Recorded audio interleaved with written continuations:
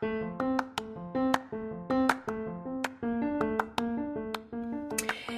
everybody, and welcome to season 2 of the All About Everest podcast. And I'm your host, Pauline Reynolds Nuttall. On this podcast, you can get anything and everything about Mount Everest, including interviews, book recommendations, tips, updates, and a whole lot more. So, welcome to the spring 2023 Everest climbing season. And here we go. Hey, everybody, and welcome to the All About Everest podcast. Today's episode is an interview with Samina Baig from Pakistan. She is the first Pakistani woman to summit Mount Everest, the first Pakistani woman to summit all of the 7 summits, and the youngest Muslim woman to summit Mount Everest. What an amazing person. From her background, from the place that she comes from, and to get into mountaineering, but also to accomplish all that she's done so far with coming from such a small village, from the middle of nowhere, and to be where she's at. She's also a humanitarian that gives back, and she was just so much fun to interview. A lot of the times I wish that I recorded like the pre-interviews because there's so much awesome stuff and magic that occurs in those. But one of the things that she and I discussed in the pre-interview was we wanted this interview, and she requested that we focus on it. She wanted it to be positive and uplifting because with Mount Everest, not everything is positive. You have all of the controversies and the problems and all of that. And so with her interview, we focused on her achievements, the magic of Mount Everest, and all of the wonderful things that she has achieved in her Everest story. I really don't have much in the way of housekeeping. I wanted to thank everyone for interacting with the polls and the questions on Spotify. It's fun to go back and look at how people interact, what people's answers are. And I believe last episode's question was, do you think that Mount Everest is safer now than it was in 1996? And when I last looked at it was pretty even at 50-50. I just think it's a cool feature that Spotify has, and it's fun seeing everybody's answers. And then each episode, I also ask a question, and I love that people interact. I love your guys' responses. I did not get all of the camping in that I wanted to this summer. On a personal note, I usually camp 45 nights a year, and then with having our new grandbaby and everything else, I think I got 20 hours in. This last weekend we had planned on going camping, and in the end we stayed at home because we had the county fair. We had to get firewood. We had our grandbaby this last weekend, and there were some projects that we were working on around the house before it starts snowing. And that is about it. Are you ready for this episode? All right, let's go. Hey, everyone, and welcome to the All About Everest podcast. I have a special guest with me today, Samina Baig from Pakistan. Thank you so much for joining us. Thank you, Paula. Thank you for having me on your podcast. I'm so excited that you decided to join us. And I wanted to start with, how did you get into mountaineering? Well, I mean, it's a long story. So basically, I come from a very remote village called Shimshal Valley, which is between Pakistan and China border. So, Shimshal was very, very isolated from the world. There was no road till 2003. So people used to walk for 3 days to get to the nearest town. There was no communication, no electricity. It was completely disconnected from the world. But the only thing we had was we had a small school in the village that was very, very good. So our parents made sure that we go to school. And second thing was uh, people used to come from, different parts of the world to climb small mountains because we have beautiful mountains around the valley. And men and women, but no women from Pakistan. um and also that was one interaction, and also because we had no idea of the world. Only thing we used to hear about the world was from people. We used to talk to people, and then we used to know that this is other side of the world. Shimshal was just a small village. And my family used to work with the foreigners as a high altitude guide or porter. My uncles used to climb for Pakistan Army, and it was in the family. So I remember when they used to come back, like my uncles, when they used to come back for their holidays or vacations, they used to talk about how about their experiences on the mountains, because they climbed Broad Peak and G1, G2, all these big mountains. So it used to be like so fascinating. But for me, it was my brother, Mirzali. Since childhood, he used to talk to me about mountains. He used to tell me stories about mountains, that when you will grow up, we will go, we will climb mountains together. But at that time, it was just a story, because, being from a very remote village with no, such background, um, that was a story. But when I grew up, in my head since childhood, it was only mountains. And I remember when people used to ask me, what will you become in life? What is your goal? What's your dream to be? And I was like, I used to say, I want to be a mountaineer. And people used to laugh at me, like, really? So that's how it was. Since childhood, I knew that I will be a mountaineer. But how, I didn't know that back then. Are there a lot of female mountaineers from Pakistan? Wow. Um, Now we have few, but back then there was no, maybe trekkers, some trekkers, but not real mountaineers. So I am actually the first Pakistani woman to actually uh, take that big step, and to tell Pakistani women that you can also climb big mountains. You can also climb mountains, because the mountaineering culture was not really big in Pakistan back then. Also, like for men, it was not. Men used to go to climb mountains was to earn livelihood. It was source of income for them. It was not just for fun. So, and about women, obviously there was no, how can girls climb mountains or stuff like that, and especially big mountains. When did you decide that you wanted to start? How old were you when you decided to start climbing the big mountains? Well, I actually started climbing when I was 18, and I did my first expedition to unclimb mountain. But my goal was to climb Mount Everest in 2013. So I started, I went on my first expedition, unclimb peak, in 2010.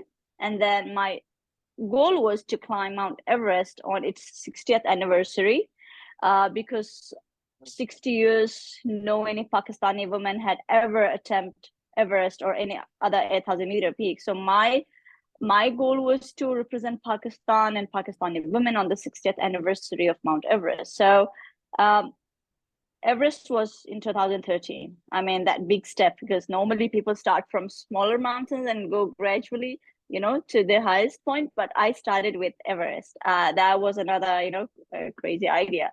But yeah, 2013, I started on big mountains. And you're right. Most people keep Everest towards the end. They don't do it in the beginning. Um, what was your first thought when you were actually there seeing Mount Everest? Like, what were some of the thoughts that went through your head when you were at EBC for the first time? Well, it was unbelievable. It was. I remember when we went to Namche. When normally when you reach Namche and you go for a hike, and from there, from the viewpoint, you actually see the top of Mount Everest. And I remember when we were at that viewpoint, I was like, I couldn't believe my eyes that I'm looking at Mount Everest for the first time, like with my eyes. And when I reached base camp, 9 days trek, and when we reached base camp, it was unbelievable, because um, since childhood, that was my dream. And then finally, I was there with overcoming all the challenges, all the barriers, and finally, I was there. Being a woman, being a girl from Pakistan, and that was amazing experience. That was unforgettable moment for me. And because also nobody actually believed that I would actually make it to even Everest base camp. uh, but when I got there, it was amazing. It was amazing. And what were some of those initial barriers to making it to Mount Everest? Well, for us, for me and for my brother, because we had a family support. I mean, initially, our parents were like little reluctant, because being a parent, it was so difficult for, especially for my mom, to let two children into a sport where I mean, it's full of danger, and she was very worried. And but somehow we tried to convince her, and we actually convinced her. So we had a family support, but as I mentioned before, we come from a very remote village, very, no background, nothing. So for us, the most challenging part was to find sponsorship. And that was a real struggle. That was a real struggle. Like when we used to go to people, they used to think we are crazy. And I remember, like, people used to call us crazy, especially my brother. And people used to call him, like, are you crazy? Why are you taking your sister to climb mountains? Why don't you just send her to school, or maybe why don't you just get her married?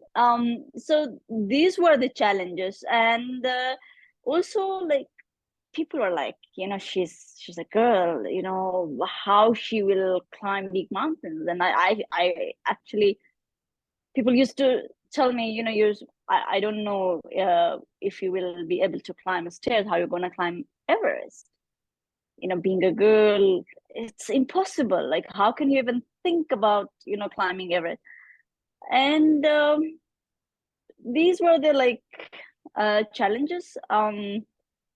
But when you have that family support, and especially my brother was there with me every time. He was so supportive, and he was with me actually on that expedition. So these, I mean, it was crazy. But when I was at the base camp, I remember when we arrived there, my brother told me, okay, Samina, let's take a picture with Pakistan's flag at the base camp, and we can post on social media that Pakistani girl actually made it to Everest base camp. So it's always like, when people don't support you, or they don't encourage you, or they don't believe you. I mean, it's always hard. But in my head, I knew that I will be able to. I am able to do it, because it was my dream. I have worked very, very hard, and finally I was there. So when you're clear in your head, nothing can stop you. When you were on your expedition for climbing Mount Everest, What was one of the hardest times that you experienced while you were climbing it? Well, I mean, Everest expedition is not easy, although there is a lot of manpower, everything. But at the end of the day, you climb that mountain on your own. Nobody is carrying you on their back to the summit of Everest. You climb it yourself. And 2 months expedition, you're excuse me, you're away from home, from family, and that was my first experience actually being out of my country, out of my actually comfort zone, being in at the base camp with so many people. um and it was challenging for me, staying in the tent, and cold, and everything was so challenging. And being a Pakistani girl, being a Muslim woman, privacy, and it was challenging. And the mountain itself, I remember when we first went through Kumbu Icefall, that was so scary. Oh my goodness, that was crazy. In the middle of the night, with your headlamps, with so many people going through Kumbu Icefall, crossing those iron ladders, um, and the hanging seracs. And I remember, uh, we were like waiting for our, because a lot of people, as I said, and we are waiting for our turn. And I was thinking, oh my God, if these ice seracs collapse, or if we fall in the crevasse, it was so risky. And then the mountain itself, it's not easy. It's a very, very challenging, it was very challenging experience. um uh, uh, yeah. And after summit, I remember when we were descending, I had I slept on the yellow band, but luckily I was ropped up and I was mentally there, so I just, but it was very challenging. So, are you saying that you slipped when you were on the yellow band? Yes, on the way back. But I was roped up, obviously, but that was very scary moment. I was like, "Whoa!" I'm sure because falls is one of the, I think, top five causes of mishap on Mount Everest. Yes, yes, especially because on the way back, descent is always very, very challenging, because on the way up you have energy, excitement, and you are like, you have that energy to go to the summit. But on the way back, you lose all the energy, and the excitement is over because you have done it, or like, it depends. And that's when a lot of accidents happen, because you're out of energy, and that was exactly happening with me. um I was tired, I was exhausted, I remember my legs were shivering. And then I slept. What did you feel when you were at the summit of Mount Everest? Oh my goodness. Oh my goodness. It's it's the most beautiful moment of my life. Um, I I remember, like, every time I think about that moment, I was standing on the top of Mount Everest. I was literally crying. I was literally crying. And it was a long journey for me, a lot of struggle. Coming from a very remote village with no background, with a lot of hardships, a lot of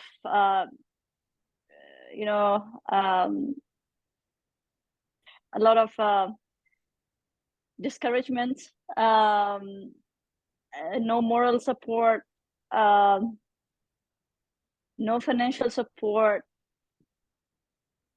and breaking all those barriers, and standing on the top of Mount Everest, being first Pakistani woman, hoisting Pakistan's flag, representing Pakistani women, that Pakistani women can actually do anything in their respective field of life. the only thing is they need support, encouragement, and yeah, support from the family and from society. So nothing is actually impossible.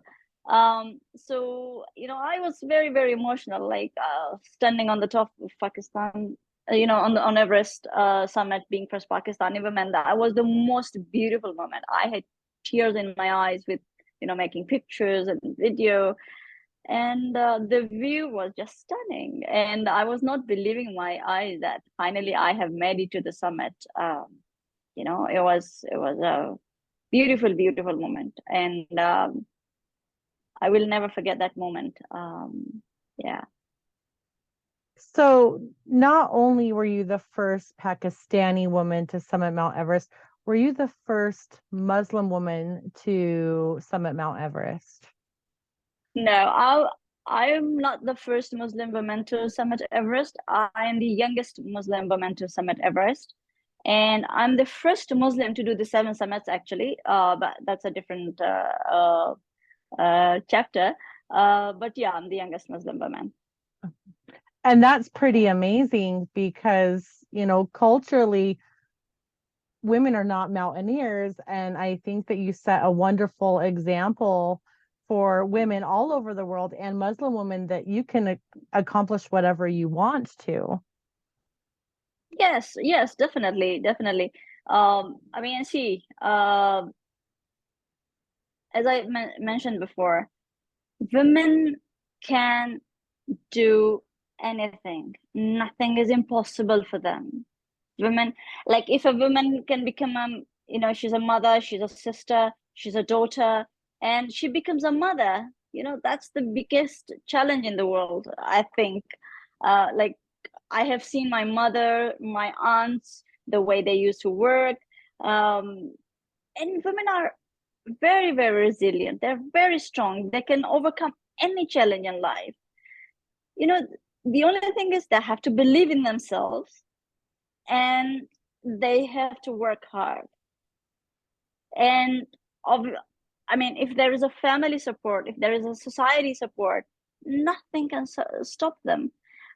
So same with me, like coming from a very remote village with no background. And I remember when I went on my first expedition to a 6,000-meter peak, I had nothing. I had no equipment, nothing. I borrowed my male cousin's gears, his climbing pants and jacket, and I bought a shoes from secondhand market, which was 250 rupee, I think $5 or something. And I went on my first expedition. I mean, I started with nothing, but my aim and my goal was to climb Mount Everest, and that journey was not easy at all. But I did it. The only thing I had was passion, commitment. I worked hard, and I believed in myself that I can do it. So similarly, girls can do anything. They have to And believe in themselves. how old were you when you summited Mount Everest? I was 22 when I summited Everest. And how old were you when you completed the seven summits?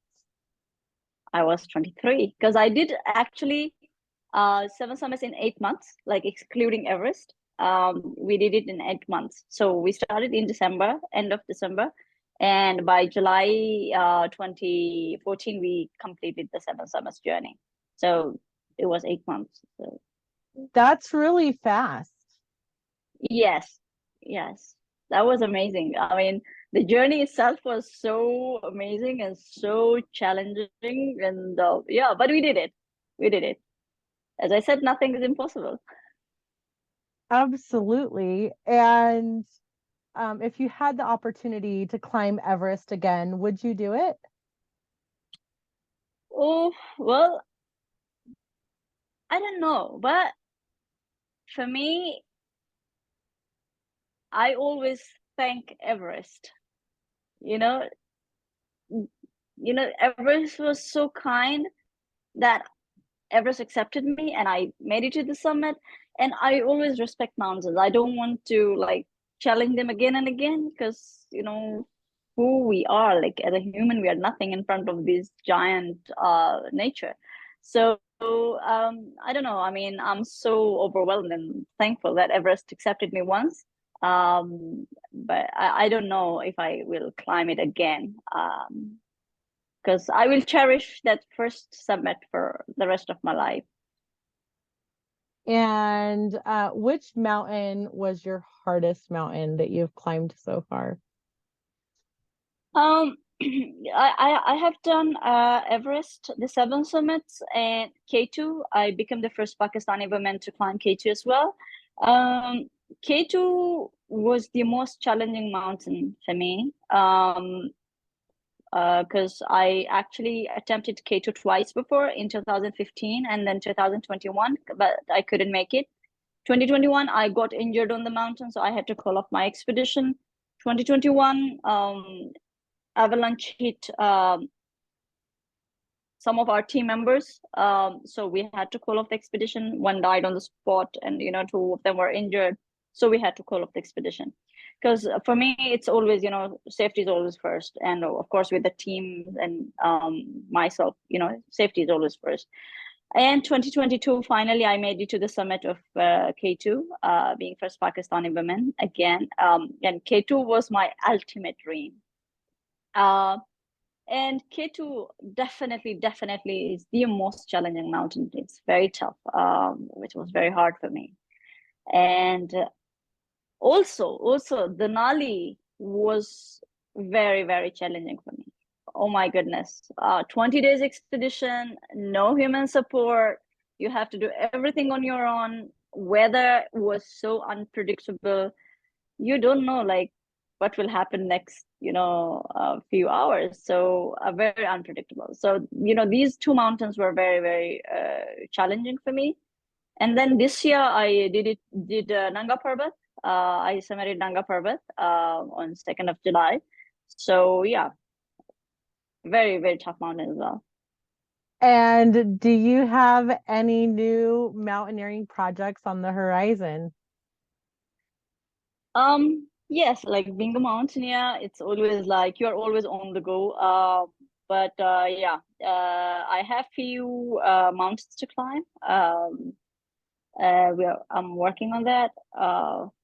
So yeah, I will climb few And mountains because we have like 14,800-meter peaks. I have climbed 3 out of 14. And 11 to go. and you also have another project that you're working on. You're starting a company, is that correct? Yes, that's my personal thing, but I will talk about one thing which is very important.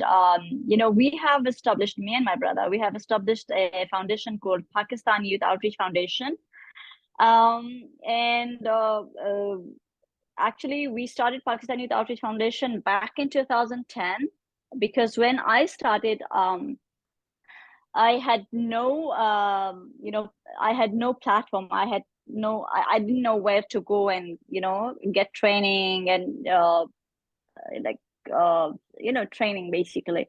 So we formed a foundation called Pakistan Youth Outreach Foundation. My brother is a founding chairman of Pakistan Youth Outreach Foundation. And since then, we actually run a different sort of camps for youth. It's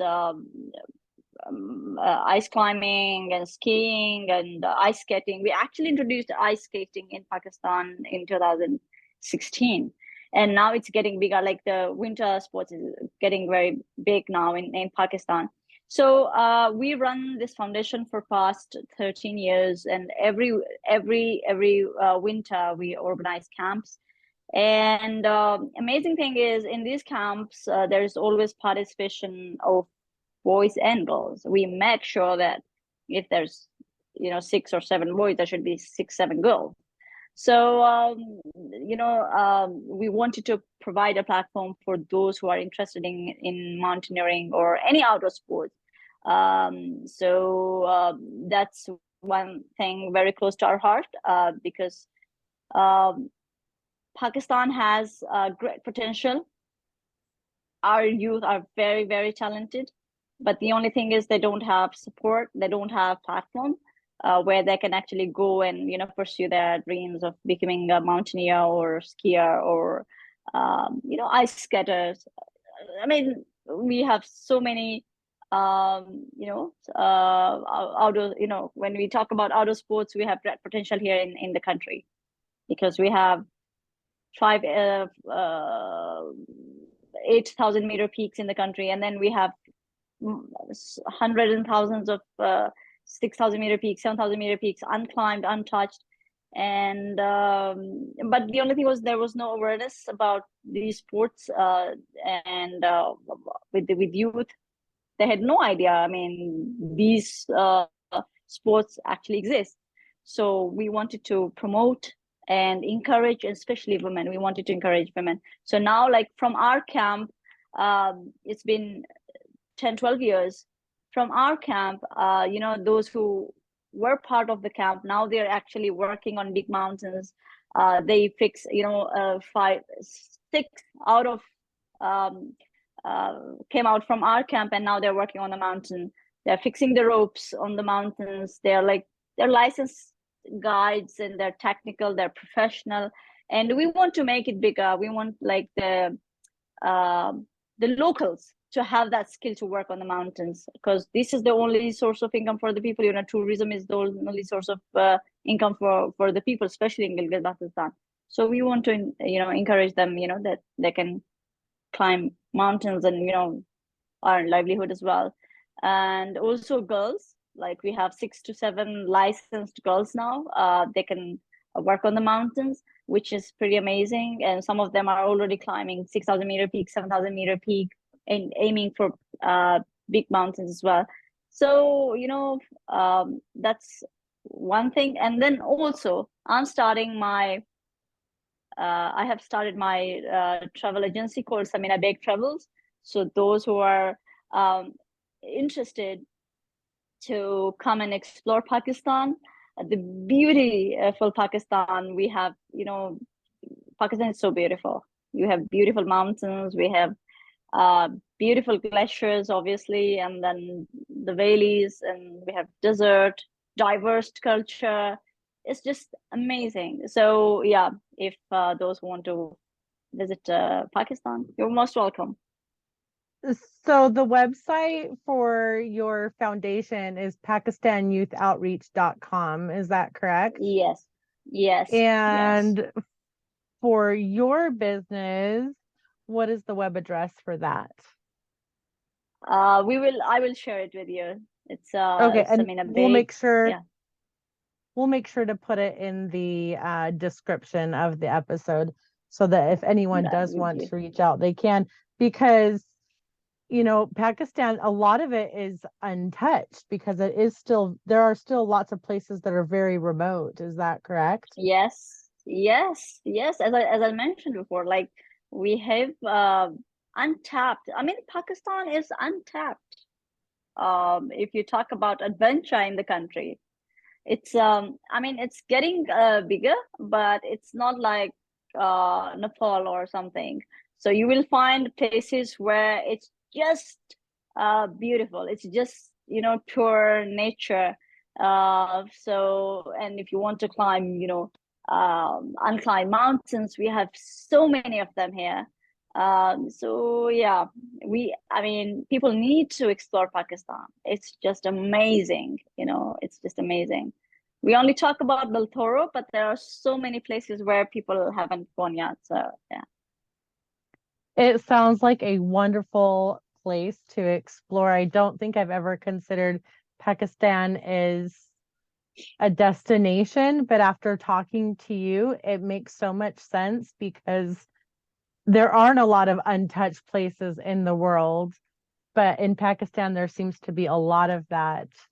And I'm so Yes. glad that are working on exploring that with people. And also the work that you guys do with your foundation is absolutely amazing, because there's, all over the world, but especially in your part, this isn't something that people normally think of. getting into the mountains, having a career in the mountains. It's not something that most people think about. And so getting them that introduction is absolutely amazing. Yes, I think, yeah, thank you. I mean, it was very important. It was necessary, to actually encourage and promote that side of, Pakistan as well. Because um, people, I mean, as I mentioned, there was no awareness about these sports in the country. So it was necessary to tell youth that this is also one very potential, sport in the world, actually, but not in Pakistan. So yeah. Thank you so much for joining us, Samina, and hopefully we'll have you again on the podcast and we'll follow you in the rest of your accomplishments. Thank you, Paula. It was great talking to you. And that is it for today's episode. Thank you guys so much for joining me. I'm not sure what next week episode is. I do not have any interviews scheduled for the next 2 weeks. So it's going to be some type of surprise, but I do have a couple ideas. And if any of you have a certain topic about Mount Everest that you want to hear more about on the podcast, leave me a comment. On Spotify, you can leave comments and I'll make that the question this week. What would you like to hear on the podcast when it comes to Mount Everest? And that is it for today's episode. See you next week and climb your own climb.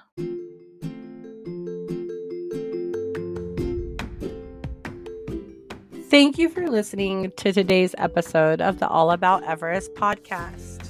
We would love it if you would rate, subscribe, and follow wherever you listen to your podcast. You can find us on social media at All About Everest Podcast or at Mama Bear Outdoors. You can support our podcast by subscribing to our Patreon or by buying us a coffee. Until next time.